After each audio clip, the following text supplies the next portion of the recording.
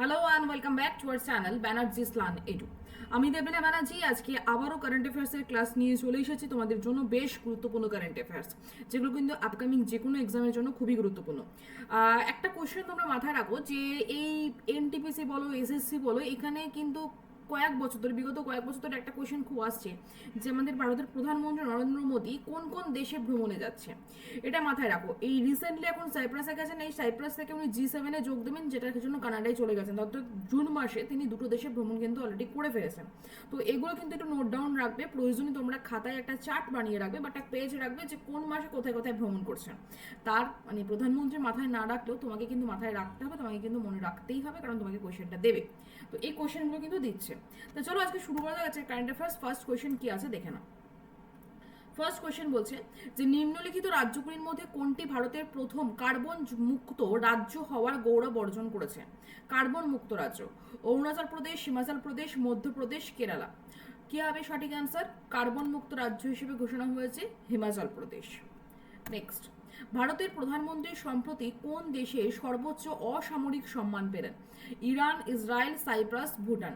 Iran, Israel, Cyprus, Bhutan.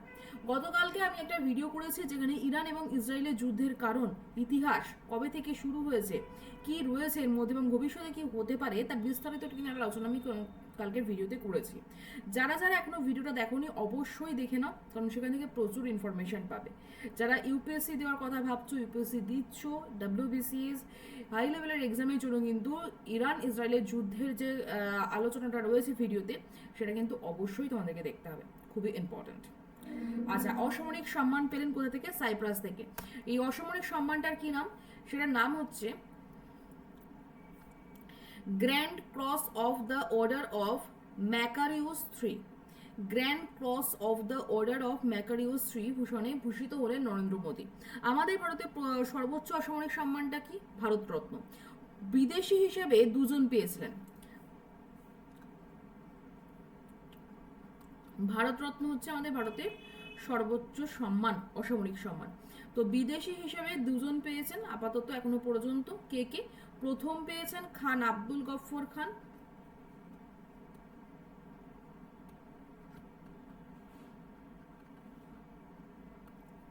খান আব্দুল গফর খান কত সালে? 1987। আর দ্বিতীয়বার কে পেয়েছেন? Nelson Mandela.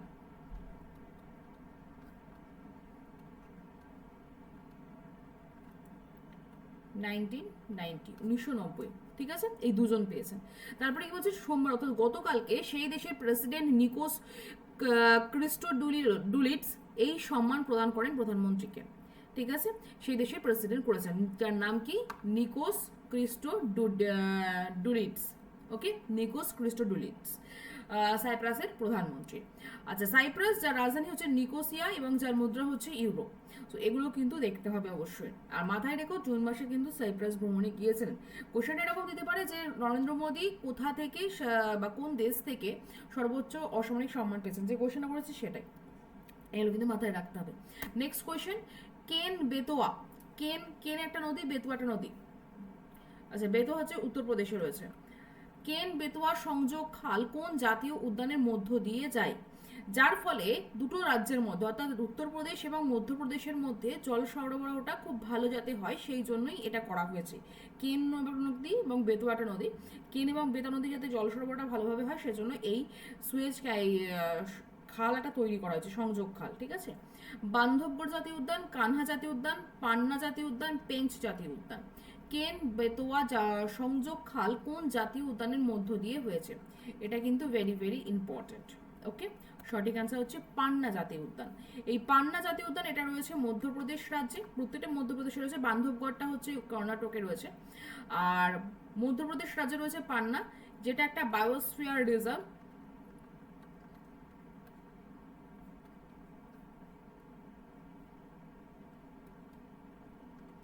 বায়োস্ফিয়ার রিজার্ভ, এবং 2011 সালে এটাকে বায়োস্ফিয়ার রিজার্ভ বলে আখ্যা দেওয়া হয়েছে। ওকে, নেক্সট সম্প্রতি ইসরো কোথা থেকে রকেট উৎক্ষেপণ করলো একটি বেসরকারি সংস্থার সহযোগিতায়? শ্রীহরিকোটা, ভুবনেশ্বর, কুশীনগর, বেঙ্গালুরু। ইসরো এই প্রথম কোনো একটা বেসরকারি সংস্থার উদ্যোগে বা সহযোগিতায় একটা রকেট উৎক্ষেপণ করলেও সেটা করেছে হচ্ছে উত্তরপ্রদেশের কুশীনগর থেকে। এই কুশীনগর নামটা নিশ্চয়ই তোমরা শুনেছো, যেখানে হচ্ছে গৌতম বুদ্ধের মৃত্যুস্থান।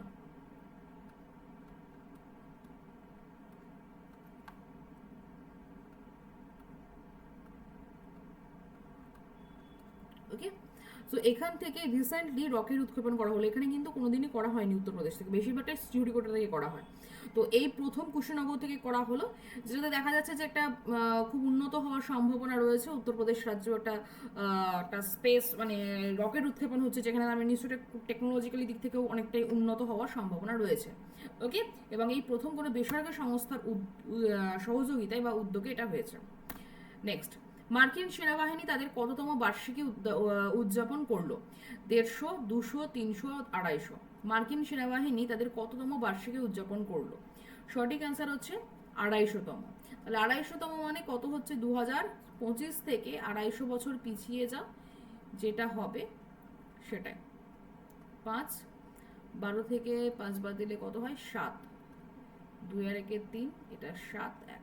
1775 মানে 1774 সালে প্রতিষ্ঠিত হয়েছিল। ঠিক আছে, 250তম বলেছে, তো 74-এ এটা প্রতিষ্ঠিত হয়েছিল মার্কিন সেনাবাহিনী, এবং এটা রিসেন্টলি ওয়াশিংটন ডিসিতে কুচকাওয়াজের মাধ্যমে এই উদযাপনটা করা হয়েছে। ওকে, নেক্সট কোয়েশ্চেন। সম্প্রতি কোন রাজ্যের মুখ্যমন্ত্রী যোগা ম্যারাথনের আয়োজন করেছেন? এটাও খুব গুরুত্বপূর্ণ। আমাদের যোগা ম্যারাথন বা ইন্টারন্যাশনাল যোগা ডে কবে পালন করা হয়? আসতেই চলেছে সামনে, আজকে 17 তারিখ, 21 June. Okay, marathon yoga international yoga day পালন করা হয়। তো রিসেন্টলি যোগা ম্যারাথনের আয়োজন করেছেন কোন রাজ্যের মুখ্যমন্ত্রী? উড়িষ্যা, উত্তরাখণ্ড, কেরালা, গুজরাট। উড়িষ্যা, উত্তরাখণ্ড, কেরালা, গুজরাট। সঠিক আনসার হচ্ছে উত্তরাখণ্ড। উত্তরাখণ্ডের মুখ্যমন্ত্রীকে বলো দেখি, উত্তরাখণ্ডের মুখ্যমন্ত্রীর নাম তোমরা কমেন্ট করে জানাবে। ঠিক আছে, তা আজকের মতো আমার এই কটাই কারেন্ট অ্যাফেয়ার্স ছিল। আরও মোস্ট ইম্পর্টেন্ট কারেন্ট অ্যাফেয়ার্স আসবে অবশ্যই। প্রত্যেক দিনই কারেন্ট অ্যাফেয়ার্স আমি ক্লাস নিয়ে আসার চেষ্টা করছি।